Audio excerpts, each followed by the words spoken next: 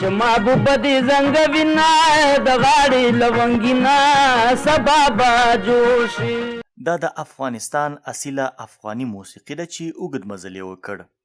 د اصیلي افغاني موسیقۍ د پښتنو د لرغوني تاریخ سره اوږه په اوږه د غځېدلې ژورې او ستونزمنې لارې ووهلې چې اوس په تاریخ کې اوږده مخینه لري.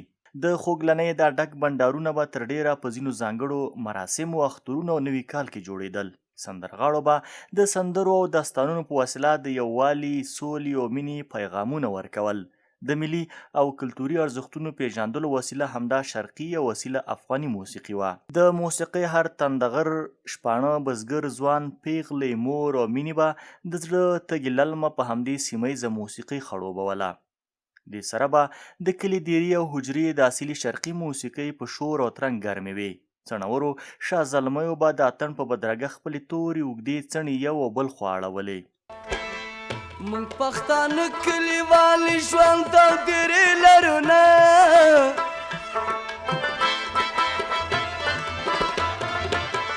میلمه پالون کلیوال شوق د وجرې لرو نه. پاچا خان لغمانیه چې کلونه افغاني موسیقي د رباب، منګي او هارموني زړه راښکونکو تالونو سره زمزمه کړه، وایي اصیله افغاني موسیقي اوس هم خپل ځای لري. کله چې محفلونو ته ځي، مثلا که درته څه وایي داستان او دې شیانو غوښتنه کوي او که نه؟ ولې نه کوي؟ زار چې زه خو چار محفل ته تللی یم، د نورو سره نه پوه نه یم چې ته یې غواړي که نه یې غواړي. کېدای شي هغې نه هغې کې به یې ځای نه وي، ځکه هلته یو ماشین دی، دوی چې میکونه ولګوي د ماشین په ذریعه باندې سپیډ ورکړي، نو اما داسې نه شي کولی لکه موږ غوندې چارمونه په غاړه کې واچوي، هغه چاربیت یا هغه داستانونه، هغه قصې ووایي د خلکو ته، دا شی پکې نشته. په افغانستان کې د لومړني ځل لپاره په کال 1406 هجري شمسي کې د راډیو پر څپو د استاد قاسم او غلام حسین سندرې خپرې شوې. د عدالت په کرسي ناسته ګل ببو خو میرا گیا هر زیرا غما شیرین یارا جانان راسا جانان راسا او جانان راسا. کله چې په افغانستان کې د لومړي ځل په 1925 کال کې راډیوي خپرونې پیل شوې، ورسره د نارینه سندرغاړو په شونډو د موسیقۍ زمزمې خپرې شوې. دا سندرې به یوازې نارینه سندرغاړو ویلې، خو په 1951 کال کې ښځینه سندرغاړو هم په ملي راډیو کې د افغاني موسیقۍ تخم د هیوادوالو په زړونو کې وشینده. د 1901 جګړو وړاندې هیواد د پرمختګ په لوري روان و او افغاني موسیقي ورځ تر بلې خپل ځان په خلکو پیژانده. زموږ نارینه او ښځینه سندرغاړي به راټولېدل او خپله اصیله افغاني موسیقي به یې غږوله. دا دواړه سترګې توره او مسته د پاره زما د مینې یاره، زما د مینې یاره، زما د مینې یاره، زما د مینې یاره. راشه دلدار راشه زیماني دار راشه رنگین رخسار راشه مکلا جفا ای بی وفا مکلا جفا ای بی وفا. د افغانستان روشن فکره پاچا امیر شیر علي خان، شاه غازي امان الله خان او د نوموړي نیکه میر عبدالرحمن خان خپله هم د موسیقۍ مینوال وو. عبدالرحمن به خپله هم کله کله د موسیقۍ بېلابېل آلات چیړل او تر ډیره یې نورستاني او هندوستاني ښځینه او نارینه موسیقاران په خپل محل کې ساتلي وو. ستر غازي امان الله خان د افغانستان په تعلیمي نصاب کې موسیقي د مضمون په توګه شامله کړې وه او وخت ناوخت به یې خپله هم شوقي سندرې د پیانو په غږولو زمزمه کولې. دې مترقي پاچا په سلګونه ځوانان د موسیقۍ د زده کړو لپاره ترکیې، هند، روس او یو شمېر نورو هیوادونو ته استولي وو. د نادرشاه په واکمنۍ کې هم په افغانستان کې موسیقي ډیره وده وکړه. خلک دیموکراتیک ګوند به خپل پیغام د سندرغاړو په مټ خپلو ولسونو ته رساوه. هغه مهال سندرې نړۍ ته نوې څېرې راغلي وو.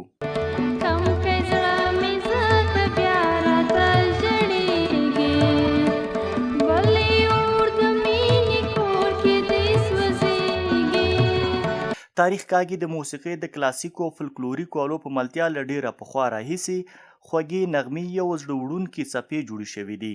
سیتار، سرینده، سورني، شپیلۍ، چمبا، ډول، ډولکی، نغاره، طبله او داسې نور د اصیلي او شرقي موسیقۍ آلات دي چې اوس په موډرنو وسایلو کې هم په ډېر کم توفیر سره استعمالیږي. ویل کېږي چې د موسیقۍ دا ګڼ سورونه او رګونه د لرغوني اریانا قومونو لخوا چې اوسني پښتانه هم پکې راځي له هند، فارس او اروپا څخه د هجرت پر مهال انتقال شوي دي. لغمانی وایي د افغاني موسیقۍ ژوندي کول لپاره د پخوانیو هنرمندانو لاره تعقیبول دي. زه خو چار محفل ته تللی یم، د نورو سره نه پوه نه یم چې تی غواړي که نه غواړي، کیدای شي هغې نه هغې کې به یې جای نه وي، خو زه چې لاړ شم ځکه وینا وروره ښه داستان، ښه د مامنور بابا سندرې، ملنګ جان بابا خدای دې وبخي، دا ټول شاعران دا مانه خواهش کوي. په کار دا دی چې د مونږ ټول هنرمندان ورونو باندې زه دا غږ کوم که موږ دا خپله د پښتو موسیقي وساتو، هېڅکله د بل موسیقي پسې لاړ نه شو، موږ کولی شو په خپل لاس کې دی د موږ دا کار زه هم کولی شم مګر نه کوو، ځکه چې تاده او د کوم ځای نه د موږ د موسیقۍ د پښتو ایښودل شوی باید یو غزل دی چې زه پښتون دی پښتون زوی ما ته پلار وطن سپارلی او که مې سر پېښوری نه که مور به نه یم زېږولی. د موږ هر کار باید همدغسې منظم اوسي، ځکه چې خو بیا د پښتو موسیقي په یو شرط ژوندي پاتې کېږي چې هغه ما غوندې میراثي سړی لکه د ګلکي استاد زوی، د ملاګي زوی، اوس زه ځان مې درته معرفي کړ، دا خلک پښتو موسیقي ساتلی شي. په 1456 هجري شمسي کال کې د ملي ټلویزیون د جوړېدو سره سم افغاني موسیقي د ټلویزیون په پرده خپره شوه او په کور دننه او بهر یې مینوال پیدا او ورته لیدونکي ګوته په غاښ شول.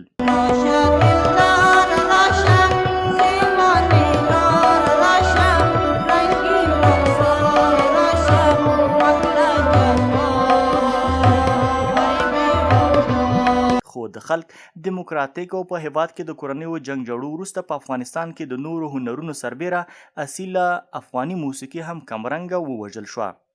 سندرغاړي له ستونزو سره مخ شول، ووژل شول، له هیواده کډوال شول او ځینې نورې بیا دې ته مجبور شول چې په کور کینې او له موسیقۍ څخه لاس واخلي.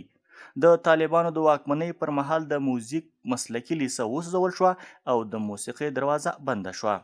او لاړو کوزه پښتونخوا ته، سوال ته موږ مینوال پیدا کول، دوستان هم پیدا کول، یو 10 کاله په موږ داسې تېر شو. همغه مهاجرونه چې دې نه مهاجر شوي د موږ سره هلته به کوم پروګرامونو مجبور همغو به بیولو، نو دغه ډېر تاثیر یې په موږ باندې اچولی. د طالبانو د واکمنۍ له ړنګېدو وروسته د نوي حکومت پر راتګ بیا هیلې پیدا شوي. موسیقي یو ځل بیا د غوړېدو په حال کې ده. د کلي په حجرو دیرو کې د موسیقۍ د تالونو انګازې پورته شوې. د افغانستان د موسیقۍ انسټیټیوټ رامنځته شو. په کور دننه او بهر مختلف سبکونه تالونه رامنځته شو او په بېلابېلو ژبو اوس د موسیقۍ هنر پالل کیږي. د افغاني موسیقۍ د بیا راژوندي کولو لپاره د رباب، منګي، هارموني تارونه په دې پار په شور راغلل تر څو د موسیقۍ د مینوالو په زړونو کې یو ځل بیا د مینې شیره وڅڅوي. خو د دې سره خوا کې اوس په هیواد کې غربي موسیقۍ پر افغاني موسیقۍ سوری غوړولی دی. زه خفګان وښکې شبګیر ټول بشورا ټول په شپه کې کوڅه کوڅه دشتونو کې به